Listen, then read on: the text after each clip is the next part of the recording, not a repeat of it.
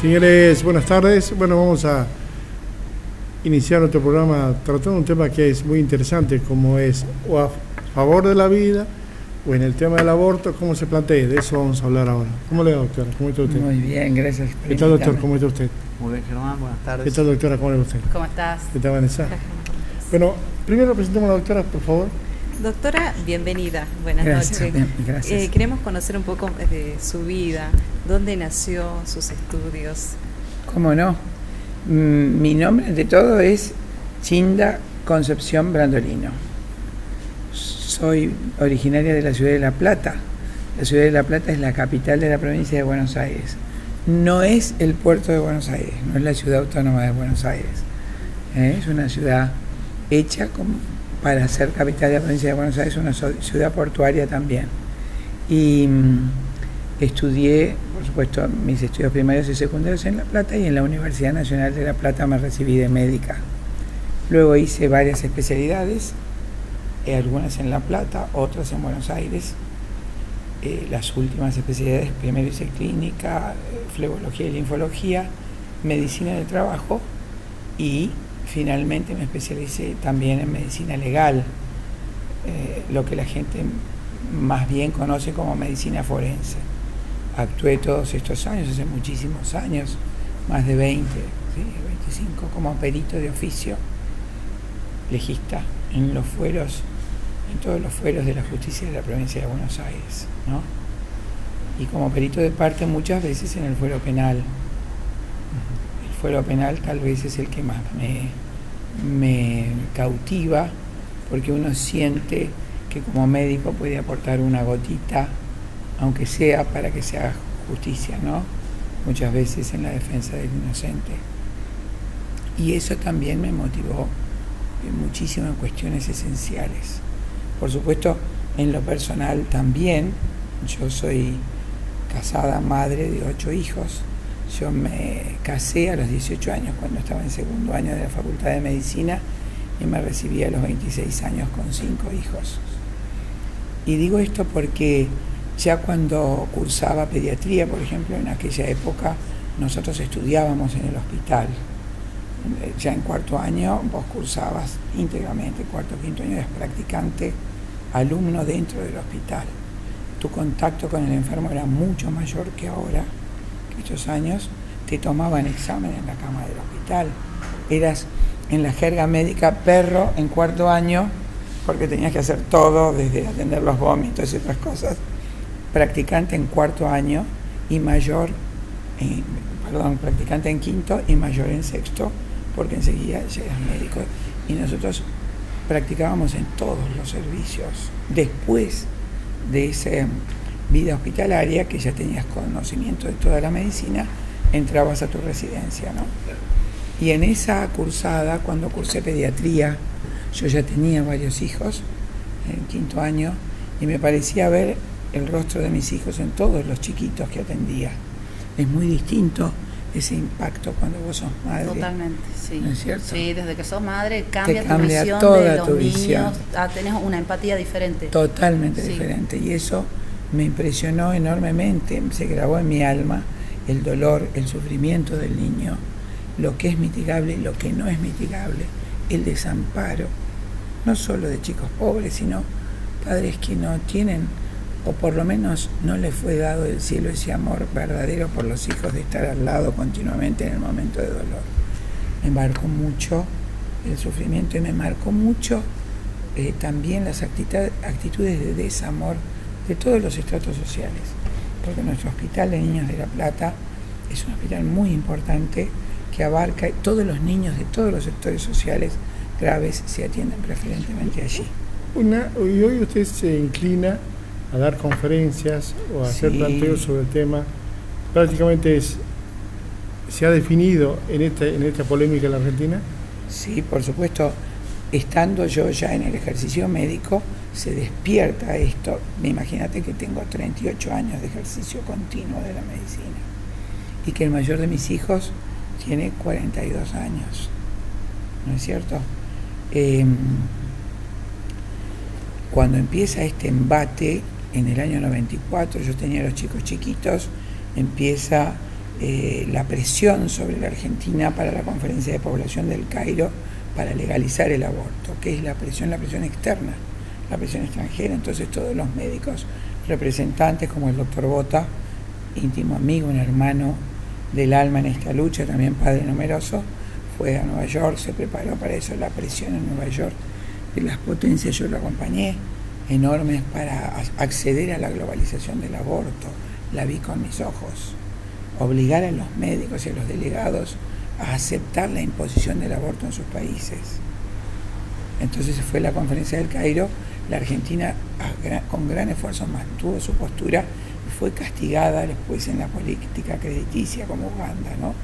O sea, son cosas que uno ve personalmente con mis ojos, escuché con mis oídos. Doctora, su lucha, ¿no? Con respecto al favor a la vida, ¿así es? Así empezó, porque así, con esa experiencia de atender a los chicos, de tener mis hijos y de ver el intento de las potencias que llevan, es decir, que lideran el mundo, te puedo decir, para que se asesinen nuestros hijitos en nuestro país, me marcó profundamente.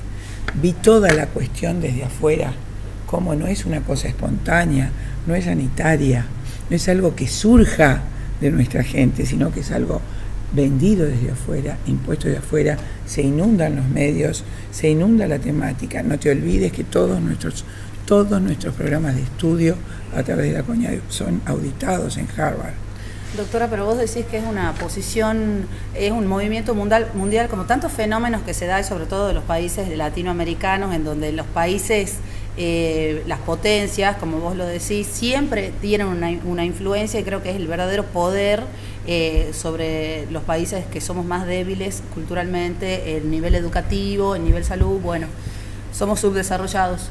Pero ¿a vos te parece que no es una realidad de que el aborto existe históricamente y de que hay una moralidad detrás del aborto?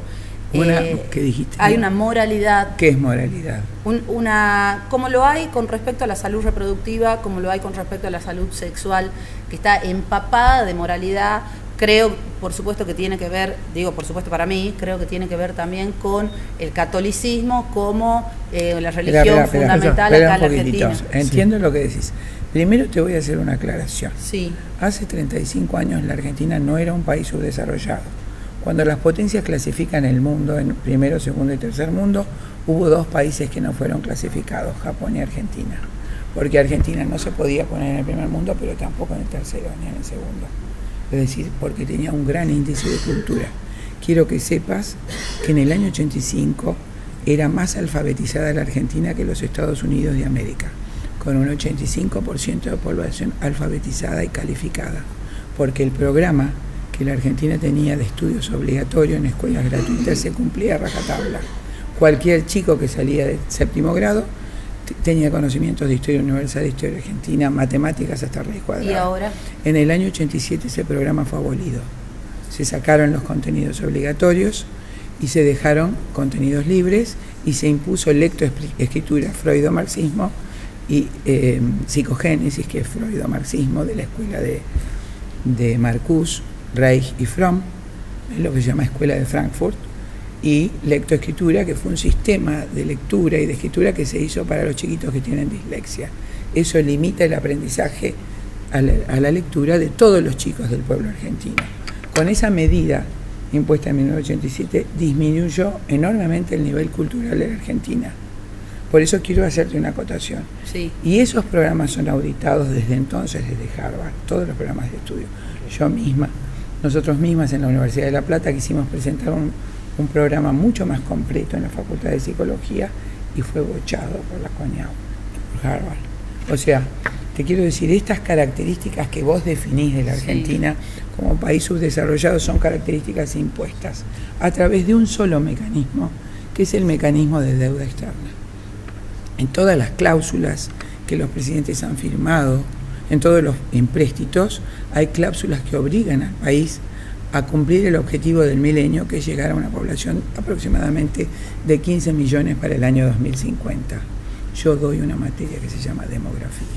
Doctora, No sé si te explico. Entiendo, pero tengo un montón de cosas para decir. Un segundo. Sí.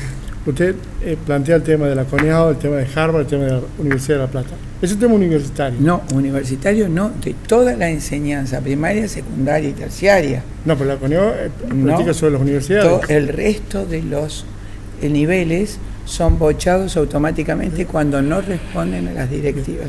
Por favor, nos centralicemos en este tema de la defensa de la vida. Correcto, yo estoy respondiendo a lo que la doctora me dijo, de país subdesarrollado. Entonces, esas condiciones que hoy podemos igualar al subdesarrollo fueron también situaciones creadas que no respondían con anterioridad a la estructura de nuestro país. Este bajo nivel cultural también es creado. Entonces, por un lado se dieron las condiciones para que ocurran determinadas cosas, como un aumento enorme de la gente que vive en villas miserias, sí, que antes no existía, un aumento desmesurado de esa gente subculturizada. ¿Por qué tiene que ver con el tema de la vida?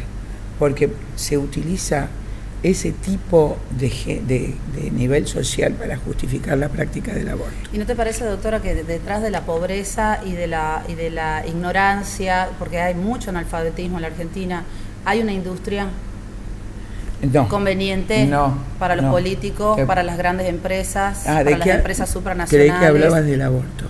Sí. Sí, bueno, pero no entendí la pregunta. O sea, lo que te quiero decir que no es...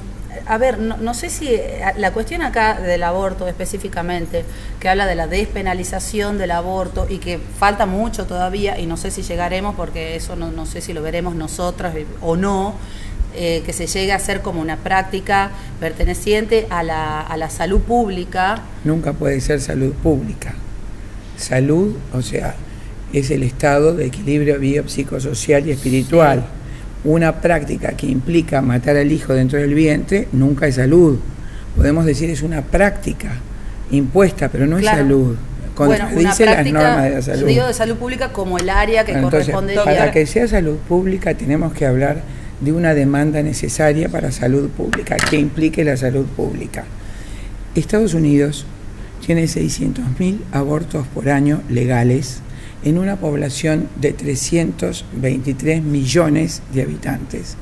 Nosotros tenemos 348 muertes maternas, de las cuales la gran mayoría, 120 o 130, son causas obstétricas directas, y solo 43 muertes por aborto en el año 2016, y en el año 2015 55 muertes por aborto, que incluyen las muertes por aborto espontáneo por enfermedades graves descontroladas como diabetes e hipertensión, y muy pocas, 1 o 2 por aborto clandestino. Entonces, te respondo desde la salud pública, con toda exactitud. Jamás 43 muertes en el país, de las cuales 1 o 2 son por aborto clandestino, puede ser una necesidad de salud pública. Eso es mentira. Pero esos son... hace una pregunta. Sí, bueno, doctora, seguimos con esta pregunta, ¿no? ¿Cuál es su opinión con respecto a la legalización del aborto? Lo que te acabo de decir, primero que soy médico. Sí. Médico, su postura como médico doctora quiere decir yo curo. Sí, sí. Y yo juré hace 38 años defender la vida y nunca utilizar una sustancia que genere abortos. Este juramento no es católico, es el juramento que hizo Hipócrates, un médico griego pagano.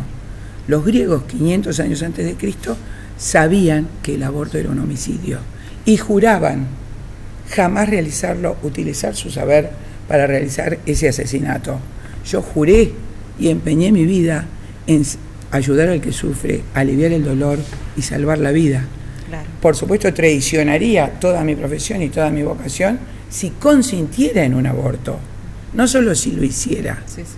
Si lo hiciera, por supuesto, paso inmediatamente a ser un asesino, sin mitigar. 8 hijos tiene, Sí. doctora. Doctora, terminemos. ¿Qué tenés? Sí. Eso sería un conflicto ético. No, legal.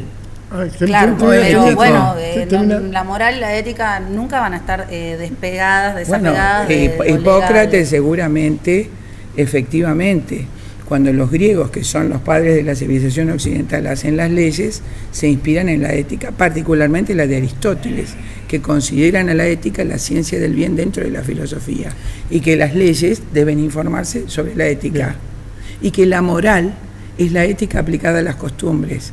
Entonces las leyes surgen de las costumbres regidas por la ética. Totalmente. ¿Y no tiene que ver con la religión. No sé si. Un segundo, ¿qué quiere decir? Sí, bueno, yo voy a dar mi posición así clara y sincera de que estoy a favor de que se despenalice el aborto, y eso es lo que quiero decirle a la gente, porque yo creo que nadie aclara sobre eso.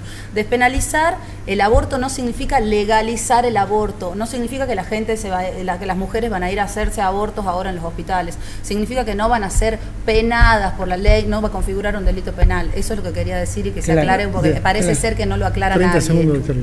¿Quiere aclararlo? Por supuesto, despenalizar es exactamente los fines prácticos, legalizarlo, como pasó en España. España, cuando se despenalizó en el año 85, tenía 420 abortos, en el 2011 140.000, y ahora, el año pasado, casi 200.000 en el año. Con respecto a números y estadísticas, yo creo que son uno no puede ser exactas. tan exactas. Se hace un censo de mujeres que se hacen abortos, la gente dice yo me hice un aborto, creo que nadie, ninguna mujer, pero en los lugares legales, yo te estoy hablando donde es legal. Pero doctora, vos has hablado también de estadísticas y de números acá en la de Argentina. Muerte por aborto son exactas. ¿Vos te crees que alguien puede matar a una persona y meterla en un ropero? Cuando en una Villa Miseria hay una muerte, inmediatamente interviene el cuerpo.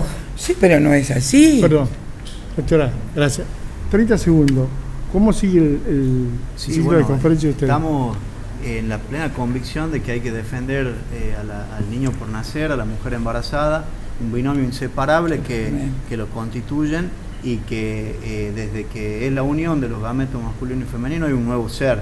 Entonces, como legislador debemos trabajar en proteger los derechos y sobre todo el primario y fundamental del cual derivan todos los demás derechos. Bien. No hay libertad sin vida y no hay libertad plena sin verdad. ¿Cómo sigue esto en la legislatura? Bueno, nosotros a su vez, esta semana que hemos hecho en la legislatura, se ha llamado Semana de los Derechos del Niño por Nacer, hemos tenido el compromiso de las autoridades de la Cámara de defender la vida del niño por nacer, y tenemos desde el año pasado un proyecto presentado tendiente a crear en la provincia un sistema integral de protección de la mujer embarazada y del niño por nacer. Gracias, doctora. Gracias, doctora. Gracias por venir. Gracias a usted. Te agradezco mucho la gentileza. Gracias. Gracias, doctora. Gracias. Vanessa. Hacemos una pausa, vamos para nuestro segundo bloque.